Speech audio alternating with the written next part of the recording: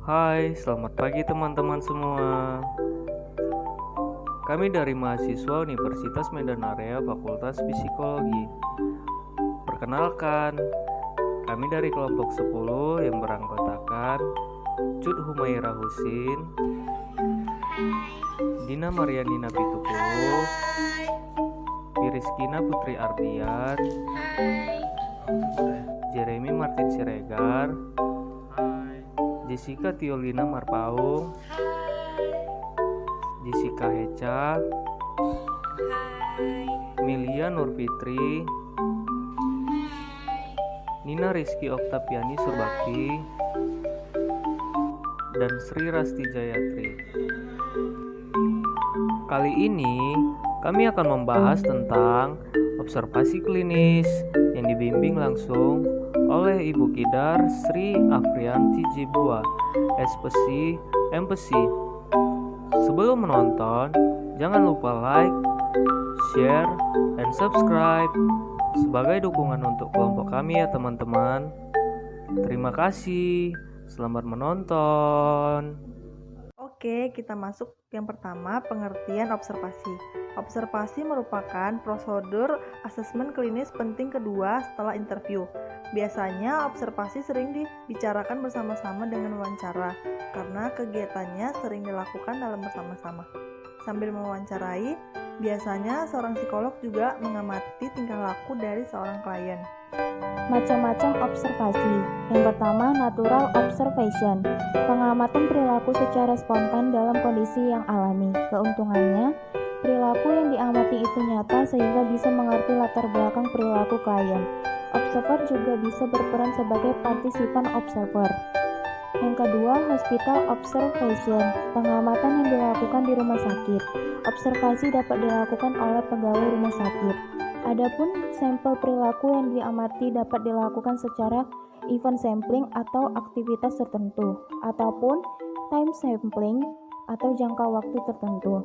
Tujuan observasi ini adalah untuk mengetahui kondisi dasar klien. Yang ketiga, school observation. Pengamatan perilaku klien yang dilakukan di sekolah. Hal ini bisa dilakukan secara individual ataupun kelompok atau komunitas. Lalu yang keempat, home observation. Pengamatan yang dilakukan dalam kehidupan keluarga. Bisa dilakukan oleh observer sendiri ataupun oleh orang tua atau keluarga. Yang kelima, observation by insider. Observasi yang dilakukan oleh orang-orang yang dekat dengan klien, seperti saudara, teman kerja, sahabat, guru, perawat, dan sebagainya. Keuntungannya, klien tidak menyadari bahwa sedang diobservasi, sehingga perilaku yang muncul tidak dibuat-buat. Lalu yang keenam, self-observation. Pengamatan yang dilakukan oleh diri sendiri. Sering disebut juga dengan self-mentoring. Model ini dapat digunakan sebagai treatment dan juga sebagai data assessment. Lalu yang terakhir, observasi terkontrol. Pengamatan dilakukan dalam situasi yang sengaja ditimbulkan ataupun diciptakan agar perilaku yang diharapkan muncul. Selanjutnya, manfaat observasi klinis. Yang pertama, penambah data lapor diri terbagi atas A. Jika klien sengaja mengubah data lapor diri.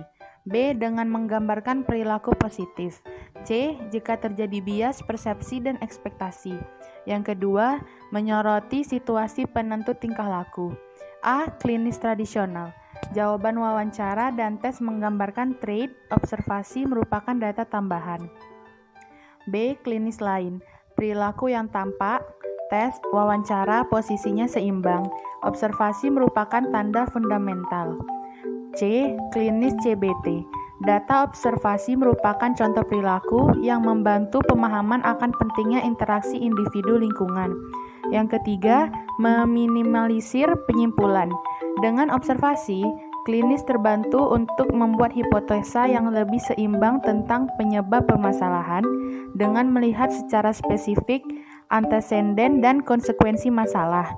Yang keempat, meningkatkan validitas ekologi. Observasi memperjelas gambaran individu dan permasalahannya karena terjadi dalam lingkungan fisik dan sosial klien. Selanjutnya, tujuan observasi. Tujuan observasi yaitu mendeskripsikan setting yang dipelajari, aktivitas yang berlangsung, orang-orang yang terlibat dalam aktivitas dan makna kejadian dilihat dari perspektif mereka yang terlibat dalam kejadian yang diamati. Selanjutnya, penerapan observasi klinis. Yang pertama, identifikasi simptom dari gangguan. Yang kedua, identifikasi tingkat gangguan. Yang ketiga, pendukung dalam proses konseling. Yang keempat, evaluasi kemajuan terapi atau konseling. Yang kelima, pendukung dalam proses psikotes atau proyektif individu. Kelebihan dan kelemahan observasi klinis. Kelebihan observasi klinis yang pertama, mengukur perilaku secara langsung. Yang kedua, lingkungan yang menjadi penyebab gangguan juga ketahuan. Yang ketiga, perilaku nonverbal juga terukur. Yang keempat, bisa dikombinasikan dengan self-report dan biasanya untuk kasus denial seperti faktor lupa. Kelemahan observasi klinis yang pertama, observasi klinis hanya bisa mengukur perilaku yang tampak. Yang kedua, perilaku yang tak tampak melibatkan subjek untuk mengobservasi diri atau dimix dengan psikotes. Yang ketiga, subjek tidak menampilkan perilaku alami saat tahu ada observer. Sekian penjelasan dari kami.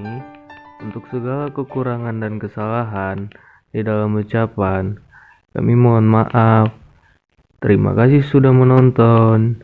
Jangan lupa klik tombol like-nya ya teman-teman. Bye.